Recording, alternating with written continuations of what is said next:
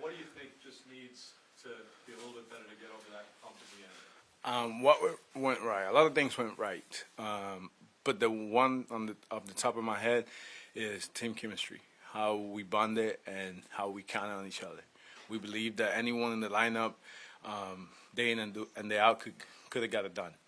Same thing with the pitching staff and on defense as well. So that's something that we got to continue. You know, that's a winning culture, and just carry that on where we continue to bond, we continue to play for each other, play for our manager, play for our front office and our fans. When you taking in what was going on this offseason and seeing the type of commitment that Steve made to putting you guys in the best position to succeed this year, just what were you thinking watching it all unfold?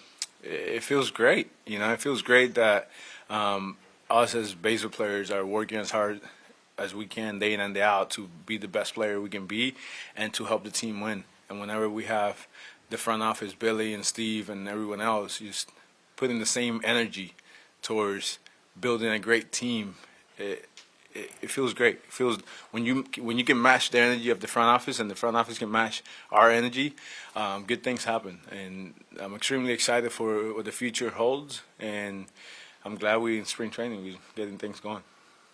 What kind of asset do you think Carlos Beltran is going to be to the organization? Huge asset. I think he's someone that's very knowledgeable, someone that has ups and downs in his career, and someone that will help Billy and other members of the front office to communicate with us. And you know, sometimes we can't really relate because whether they talk a different language or they never really play the game. But having Beltran that has done both, he can definitely talk to the players and talk to the front office, and he's gonna do things whether it's watch videos and talk to us, whether it's hitting, probably if he finds something with pitchers, help the pitching staff. I think he's very knowledgeable. He's someone that the game needs, and I'm super excited for having him. How much did he help you in your 2 years you've been here? Because I know you guys have a pretty good relationship. He has helped me a lot. You know, he's someone that when I struggle, even in good times, I talk to him. He's someone that helped me understand what was happening my first year here and to settle me down a little bit. Him, Carlos Delgado, Alomar Sr., and many other people, Steve, and many other guys were, you know, good. They were part of the core that was trying to help me settle and understand what was happening. Francisco, for a few days there, it looked like you guys may have signed Carlos Correa. What kind of roller coaster was that for you personally? I know obviously you would have liked to have him come here. Was it up and down, trying to follow what was going on with that? Or? I mean, nothing's on concrete until it's actually happened. He's an amazing player. He's a great person, and I have fun watching him play. I'm happy with what we have here. I'm super concentrated on our team, so I wish him nothing but the best. I know when he takes the field, he's always going to put up a show. It's always Chorrea. So when he and the Mets agreed to a contract, what do you remember your reaction being when you found out that night or the next morning or whatever? My reaction was I was super happy for him and for his family. You know, after he went and couldn't get a deal with San Francisco, and then he agreed to something, you know. But at the end of the day, like I said, it wasn't nothing concrete, so I couldn't get too excited. I couldn't get too out there because nothing was actually in concrete. Everything has to be signed, you know, and into actually is done. What do you think the biggest contributor was to you hitting the century mark with RBI last year? The guys just then being on base, number one. You know, Martin and Nemo being on base a lot, and having Pete behind me, and staying within myself day in and day out. I think those things helped me a lot, and staying healthy. Thank God as well. You know, I was healthy. If I would have played 145, probably wouldn't contribute as much as I did last year. Francisco, last time you played in the WBC, it was actually one of your better seasons on the field. Is there anything It's Game 7 every day. I love that. I love whenever I get to wear Puerto Rico across my chest and just give it everything I got day in and day out. And that kind of like set the bar for that year, where it was like, this was fun. I was exhausted after the tournament, but it was fun. And I kind of just went through the season like that. I was exhausted at the end of the year, but it's good. I think it's the second best tournament besides the World Series. I think it's the second best tournament of the year. And now the teams are getting stacked. It's sick. I'm pumped for it. You've talked a lot about bringing a winning culture to this club and helping to build one. What to you, like what aspects make up a winning culture? It starts with believing in each other. It starts with helping each other out.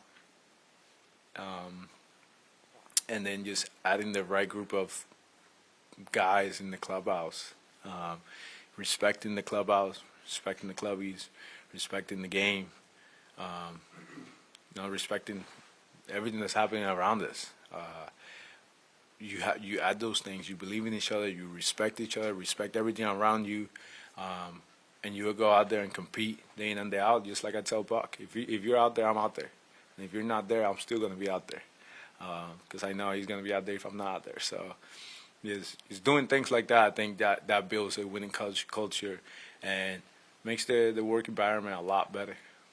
You were chatting with Justin Verlander earlier. Obviously, you faced him on the opposing side. Mm-hmm. What does the addition mean to him, let alone to have him part of this winning culture? Well, he's done it all. He's been really good. He's was on the downfall and then just continued to get better. He's done it all. I faced him at a really good moment and a moment that he wasn't as good as he is today. And he has won, he has lost. And that experience, it brings a lot to the clubhouse, let alone how good he is, how he competes. When you have two guys at the top of the starting rotation like we have, the team can go a long way. However, they don't make the team. It's a big group. We all got to do our part to help each other to be successful. Francisco, with the payroll that Steve has, the money he's put into this team, obviously blown away anything that's happened beforehand. Does that make you guys feel like you have a little bit of a target on your back just because of that big number and all the money that's been put in? No, not really. The target is we got a good team. There's teams that spend a lot of money and they're not good. So that's the target. The target is we spend a lot of, we have a good team, and that's people are gonna come after us. They're gonna give us their A, and we gotta give everyone our A. How much fun was it to film the Super Bowl commercial? It was cool. It was cool. It was easy though. I've done a lot longer commercials, so that one was very, very easy for me, and especially when they read the line for me and I just got to repeat it. Simple. So You hang up then. it only took you one take? Nah, I'm not that good.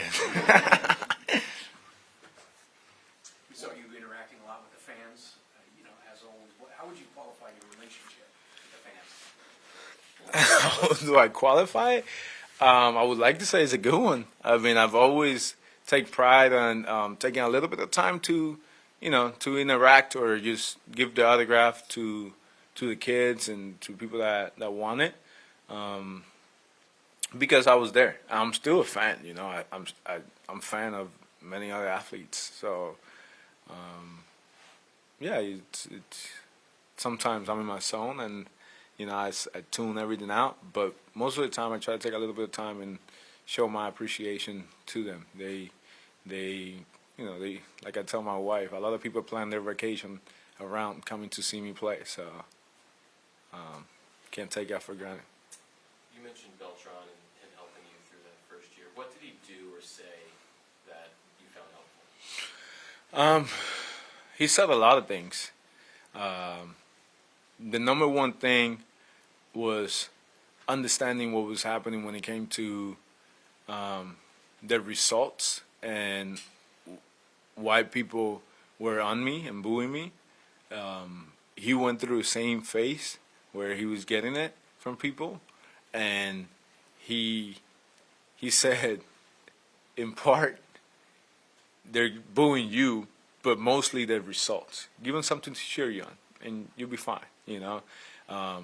And like there were moments I just say, man, I can't just focus on my bats. I'm focusing on what was gonna happen, and I can't focus on my bat. And we just talked through mechanics when it came to how I was approaching myself on the on deck circle as I was walking up to the plate, and what was happening in the batter's box.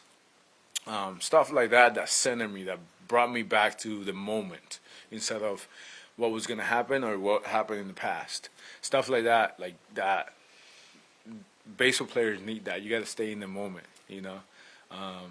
And I was good at it, and then kind of went away from it, and then he helped me, you know, bring it back. And I appreciate him a lot. Francisco, there's some talented prospects, particularly on the left side of the infield. How much do you kind of revel in kind of teaching those guys or mentoring those guys, particularly in spring training, and you have that time together? They're the future of the franchise. You got to take time. You got to take time. You got to help them out and make them feel comfortable, and try to give them the knowledge that I got and help them come to their own, you know, grow and become themselves. I take a lot of pride in helping the people around me, trying to make them better, and I just can't wait for them to come up and help us win games. It's gonna be fun.